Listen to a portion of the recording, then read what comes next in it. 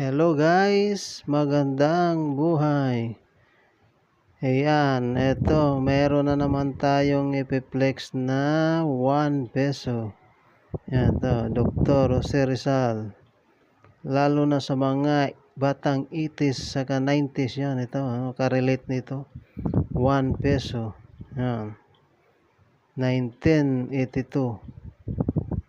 Ayan, ang bagong Pilipinas. Ayan.